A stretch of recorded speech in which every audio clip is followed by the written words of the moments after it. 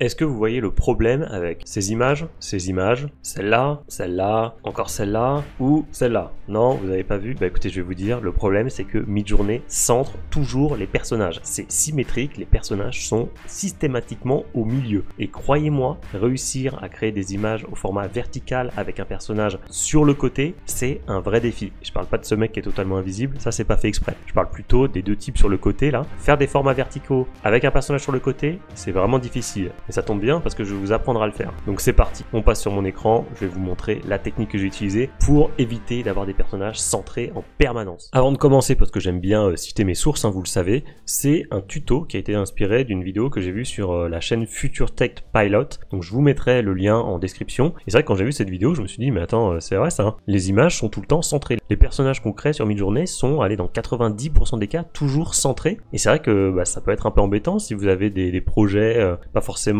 jusqu'à la création d'une bande dessinée, mais même créer des images un petit peu diversifiées. C'est vrai que c'est pas si simple que ça, parce que Midjourney a toujours tendance à nous mettre nos personnages au milieu. Du coup, j'ai décidé de créer cette vidéo également pour vous apprendre. Alors, je reprends pas exactement les mêmes techniques, j'en crée même d'autres, mais voilà, ça a été ma source d'inspiration, donc je le cite, il n'y a aucun souci. Et c'est donc une vidéo qui va rejoindre un petit peu celle que j'avais faite sur les différents angles de vue sur Midjourney, parce que c'est vrai que c'est bien beau d'avoir des portraits, mais c'est bien aussi d'avoir des vues aériennes, des vues du sol, des vues de côté, etc. Donc ça, je reviens pas dessus, parce que j'ai déjà fait une vidéo sur le sujet. Du coup, on va commencer l'explication. Alors, ça c'était le constat, donc je vous l'ai fait déjà en introduction, pour vous dire que globalement, les personnages étaient toujours centrés. Alors évidemment, si vous allez faire un format carré, Midjourney va avoir de plus en plus tendance à centrer vos personnages, mais même si vous faites du 16/9, ça sera quand même le cas. Ici, franchement, vous tracez une ligne au milieu, voilà, le personnage, il est vraiment pile poil au milieu, au centre de l'image. Donc, la première chose que vous pouvez faire, et ça c'était ce qui était expliqué sur la vidéo de Future Tech Pilot, c'était d'utiliser le mot asymmetrical. Alors, effectivement, parfois, ça donne des résultats corrects, mais vous allez avoir pas mal de déchets, par exemple sur cette image-là, donc vous voyez, asymmetrical, full body image d'une femme blonde sur la plage, shot with DSLR, donc pour avoir une qualité photoréaliste. Donc je sais pas si on peut vraiment dire que le personnage est plus centré, peut-être en bas à gauche, c'est pas trop mal, et sur cet autre exemple que j'ai fait là, bon voilà, c'était pas mal du tout, notamment en bas à gauche, on a effectivement un personnage qui n'est pas centré, mais pour les autres, bon, c'est pas trop ça. Donc asymmetrical, pourquoi pas, notamment ici, vous voyez, j'ai fait du multi-prompting, hein, donc ça j'ai fait une vidéo dessus déjà pour vous expliquer comment donner plus de poids à certains mots, donc c'est répéter le mot avec les doubles de points, vous segmentez vos prompts. Pareil, j'ai fait une vidéo sur le sujet, je vous l'affiche dans le coin en haut à droite de votre écran si ça vous intéresse, et ça donne des résultats corrects. Alors là, je vais faire une petite parenthèse parce que c'est un commentaire qui revient souvent. Par exemple, pour cette image-là, avec la femme qui est pas trop centrée, c'est vrai, derrière vous avez quelqu'un d'autre et qui a pas l'air très naturel, c'est un petit peu bizarre. Donc vous pouvez la supprimer grâce à l'InPainting, bien entendu, soit en faisant Vary Region. Vous vous souvenez, pareil, je reviens pas dessus, je vais vous mettre le lien dans le coin en haut à droite. Vous sélectionnez la personne et vous écrivez empty par exemple, et ça peut marcher. Vous voyez ici empty, et vous avez la personne qui a disparu. Et j'ai eu pas mal de commentaires en me disant oui, empty ça marche pas, tout ça. Parfois, oui, effectivement, parfois ça ne va pas marcher, ça peut arriver. Ce que vous pouvez faire une autre variante, c'est-à-dire que vous sélectionnez toujours la même zone, et au lieu d'écrire empty, vous écrivez en fait le paysage que vous voulez voir. Là en l'occurrence c'est the beach, donc la plage, et vous voyez que ça a bien fonctionné. Ici encore, la personne a disparu. C'est-à-dire que vous demandez en fait à Midjourney de créer une plage sur une plage, donc il va pas avoir trop de difficultés à le faire, il va se servir du contexte de l'image tout autour pour recréer quelque chose. Donc si vous avez une table en bois, dessus vous avez une banane et vous voulez supprimer la banane, peut-être que vous pouvez justement sélectionner la banane et écrire a wooden table, donc une table en bois, c'est possible. Et juste InPainting, vous vous souvenez, c'est Vary Region comme ceci, et vous sélectionnez la zone que vous voulez, par exemple avec le carré, vous faites ceci, vous écrivez the beach et vous entrez votre prompt. N'oubliez pas d'activer le remix mode, autrement vous ne pourrez pas accéder à la barre pour taper le prompt. Voilà, donc ça c'était ma petite parenthèse pour répondre à toutes les personnes qui m'ont dit que ça marchait pas trop empty. Effectivement, ça peut ne pas marcher, là en l'occurrence ça a marché, et donc je vous donne cette autre astuce d'écrire le prompt qui correspond en fait au décor que vous voulez. Alors maintenant on va faire un cas concret, parce que asymmetrical, on a vu que ça marchait, bon voilà, de temps en temps quoi, ça peut donner des résultats, mais je suis pas hyper convaincu. Vraiment le plus simple, alors je suis reparti de cette grille d'image, je crois que j'ai upscale celle en bas à droite comme ceci, et alors vraiment le plus simple pour décaler un personnage personnage, mais en fait c'est de faire un pan en fait, hein, tout simplement. C'est-à-dire que là par exemple vous faites un pan vers la gauche et voilà, ça va en fait vous créer, c'est-à-dire que ça va vous prendre cette image au carré et ça va vous créer, si vous faites un pan vers la gauche, l'image comme ceci, hop, vers la gauche, ça va étendre l'image, ça va pas toucher tout le reste, juste vers la gauche et bah voilà les images que ça m'a donné. Et là bon évidemment il y en a une qui est pas ok, mais pour le reste c'est très bien et bah voilà vous avez maintenant votre personnage qui n'est plus centré et ça franchement c'est limite la méthode la plus facile en fait. Alors après évidemment ça change le format, c'est vrai que si vous partiez d'un format carré,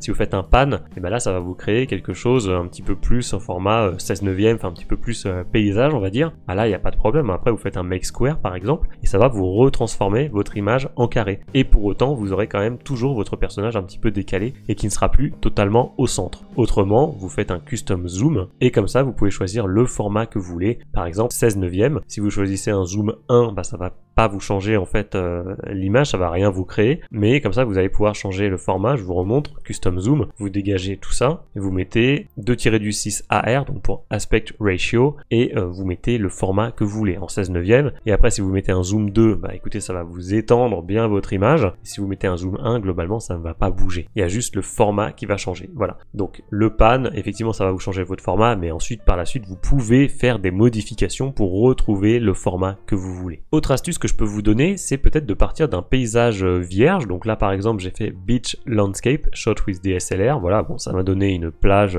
bah y a rien quoi, c'est une plage vierge quoi. Et ensuite vous pouvez faire de l'inpainting par exemple, c'est à dire que vous prenez votre image, vous sélectionnez la zone que vous voulez et ensuite vous mettez le prompt, la description d'une personne, d'un personnage, et là c'est ce que j'ai fait, c'est à dire que je suis reparti d'une image que j'avais créée auparavant, celle-ci on l'a vu passer tout à l'heure, et j'ai écrit voilà full body image d'une femme blonde à la plage, tout ça, et voilà les images que ça m'a donné. Et évidemment comme j'avais sélectionné une zone sur le côté et non centrée, et bien Midjourney m'a créé ma femme sur le côté de l'image. Donc ça c'est une possibilité, j'ai upscale celle-là, et voilà, si jamais vous trouvez que la qualité est pas incroyable, ça peut arriver parfois avec InPainting que peut-être que le personnage se fonde pas très bien, que ça fasse un petit peu montage grossier. Bon là encore je trouve que ça va, mais bon voilà, je pense que c'est améliorable. Bah après une fois que vous avez cette image, vous pouvez l'utiliser en référence par exemple, ça c'est possible. C'est-à-dire que là l'image que je viens de vous montrer, vous pouvez l'utiliser dans un prompt, c'est ce que j'ai fait ici, vous voyez, l'image elle est là. Je l'utilise dans un prompt et j'écris la même chose, full body image d'une femme blonde machin, avec un image weight de 2 pour que Midjourney s'en inspire quand même pas mal. Et cette fois-ci, on arrive à avoir des images, alors pas toutes, celle en haut à droite est pas mal, celle en bas à droite est très très bien, je vais vous l'ouvrir en grand, vous allez voir. Et là, cette fois-ci, on a une femme qui est parfaitement contextualisée, parfaitement intégrée dans le décor, et on a une image de très très bonne qualité, parce qu'on a utilisé une image de référence pour aider Midjourney, bah justement pour lui indiquer un peu où on voulait voir notre personnage. Donc ça, c'est tout à fait possible, et d'ailleurs, si vous voulez enfoncer le clou, c'est ce que j'écris ici,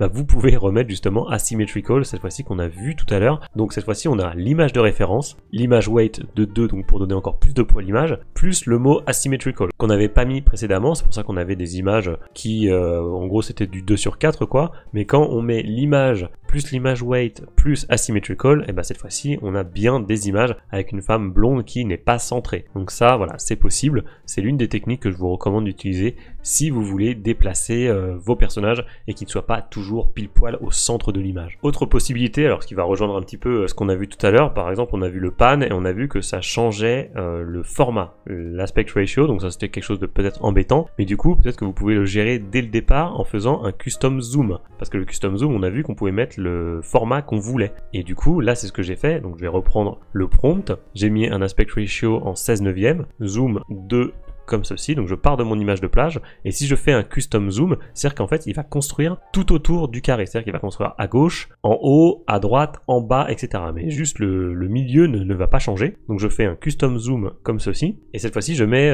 full body image d'un homme en train de marcher sur la plage. Et cette fois-ci en fait comme le milieu ne va pas bouger, puisqu'il va repartir du centre, et bien Midjourney ne va pas pouvoir incruster mon personnage au milieu, donc il va forcément le mettre soit à gauche, soit à droite, ou alors s'il est très con, en haut ou en bas, mais là ça va être très très bizarre, ou alors faudrait qu'il soit en train de ramper ou je sais pas quoi. Et donc voilà, c'est ce que j'ai fait, j'ai lancé mon prompt et là vous voyez bien qu'il m'a créé un homme en train de marcher sur la plage, à droite cette fois-ci, il aurait très bien pu me le faire à gauche, il me l'a fait à droite, et donc c'est comme ça aussi que vous pouvez placer un personnage sur le côté d'une image, et là ce qui est vraiment très bien, et ça va rejoindre l'introduction de cette vidéo, c'est que comme vous pouvez choisir dès le départ un format, eh bien vous pouvez créer une image au format vertical, et ça c'est vraiment difficile à faire, c'est-à-dire créer un personnage, le mettre sur le côté en utilisant un aspect ratio, ici j'ai utilisé 2 tiers, bon ça aurait pu être un demi aussi, mais c'est vraiment pas facile. Alors évidemment celui en bas à droite il est complètement raté, mais pour les autres ça marche bien, puisque Midjourney a créé en fait tout autour de l'image centrale, donc il ne pouvait pas, il était impossible pour lui de mettre le personnage au milieu. Donc c'est comme ça que vous pouvez créer une image verticale avec un personnage sur le côté. Ça peut vous sembler peut-être anecdotique, c'est un cas d'usage particulier, mais après tout, on n'est pas toujours obligé d'avoir des personnages centrés. Et donc voilà, c'est une astuce qui je pense vous sera utile, puisque effectivement, quand vous faites juste full body image d'un homme en train de marcher sur la plage, etc.,